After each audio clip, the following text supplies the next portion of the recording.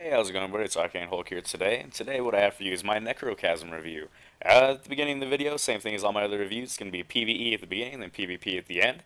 As far as the PvP side of things is going to go, it's just a basic Rock Strike level 26, it's Omnigul, and we're going to transition into some raid gameplay. Basically, it's just me trying to solo the Abyss with both the Necrochasm and with a legendary scout rifle, the Satyrian Rapier. We're going to be comparing the Firefly perk compared to the Cursed Thrall explosions and their utility as far as the raid goes. But yeah, let's get right into the gun and its perks. So the Necrochasm does arc damage, has the highest attack in the game at 339, fastest rate of fire, extremely minuscule impact, range that is luckily brought up by the rangefinder perk. We'll get to that in a second. Very good stability, a pretty high reload speed, and a low magazine size for this variant of weapon at 42.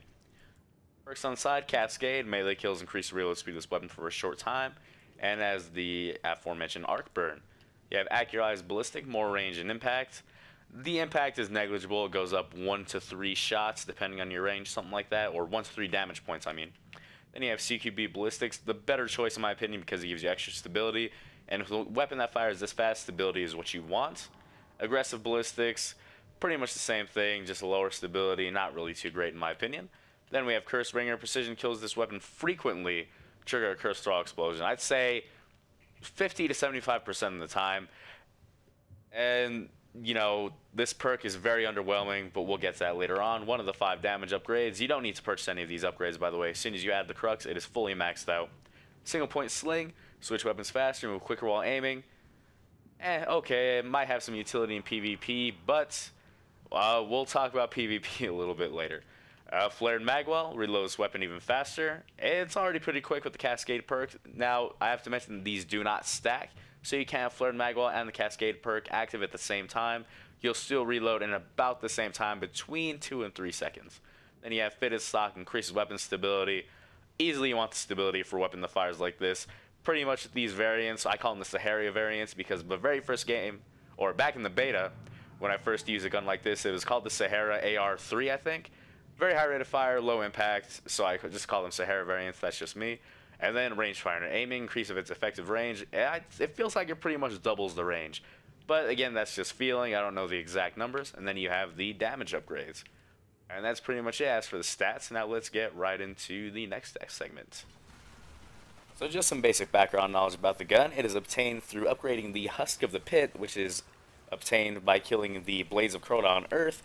Basically go to the Fist of Crota mission, kill the Blades, rinse, repeat until you get it.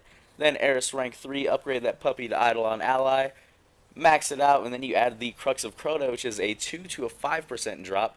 Not entirely sure which one it is. I'm pretty sure it's closer to 5. But you only get it from killing Crota on hard mode. Very rare drop.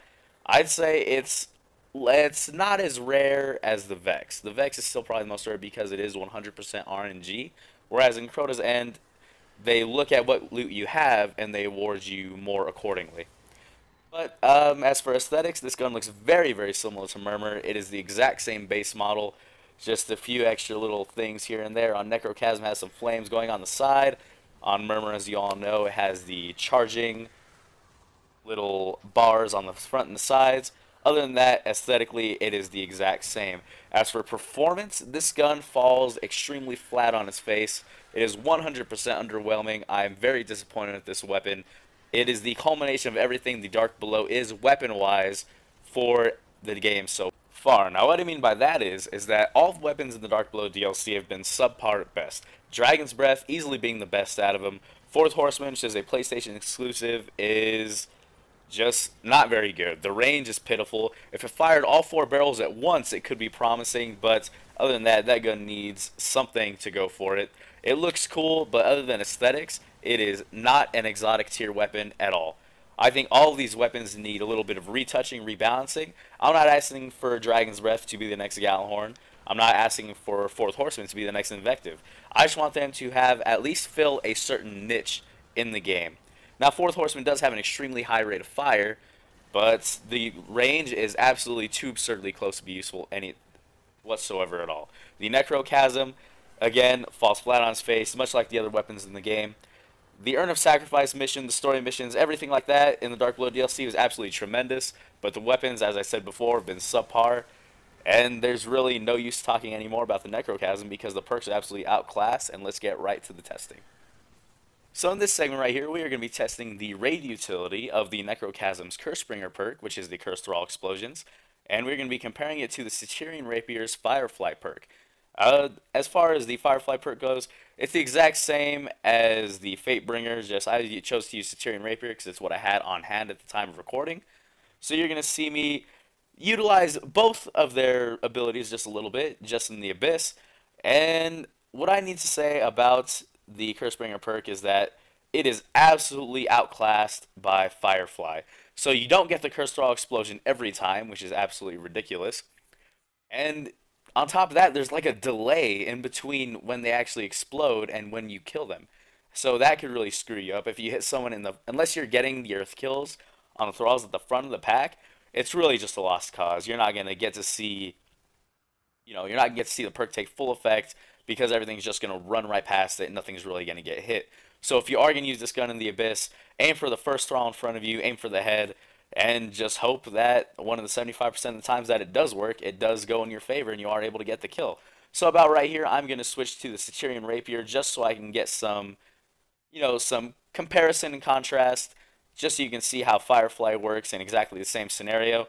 So just demoing the Cursebringer perk a little bit more. Firefly is easily the way to go. Cursebringer does not stand a chance at all whatsoever. As far as the comparison goes, like I said, with Satyrian Rapier, this is a legendary. Let me clarify that. This is a legendary weapon. You get it from Crucible rank 3, and it's from the Crucible Quartermaster. Now this gun can one-shot a thrall to the head, whether it's cursed or regular, and it will instantly, because it has Firefly, every precision headshot will cause the explosion. It will instantly wipe out a group of thrall, as you're going to see right here. Again, a very subpar perk on a very subpar gun. This will not be making the cut into my raid weapon category.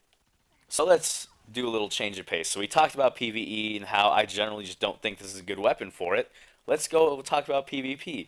Now some guns you can think, oh, this is absolutely awful for strikes in the raid, but you take it into Crucible and it's absolute god tier weapon. Point in case, the Last Word. Last Word with its 8-round magazine, or 8-round chamber I should say.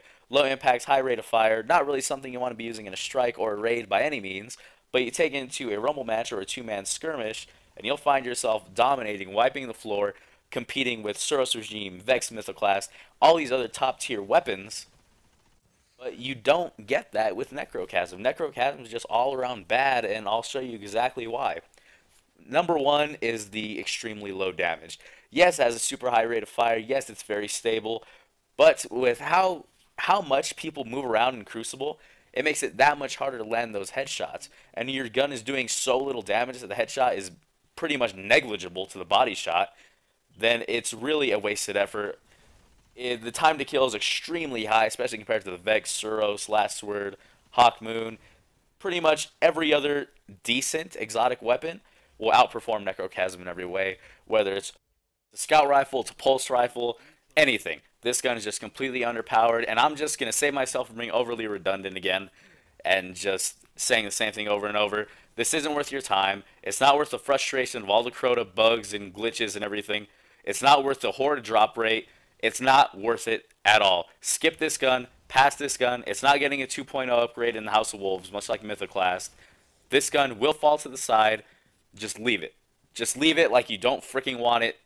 Gone. I'm done. Y'all have a nice day. Thank you for watching. If you enjoyed, please like, comment, subscribe, all that good stuff. Just please listen to me. Forget this gun. Screw this gun. Everything about it. How you get it. The upgrade tree. Everything. Goodbye. Enemy captured Zone A.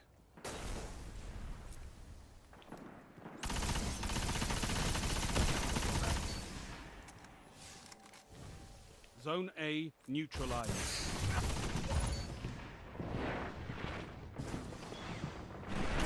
Zone B neutralized. Zone A secure.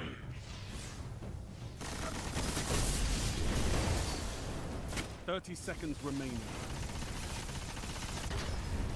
Your light was not enough, Guardian. Get 'em next time.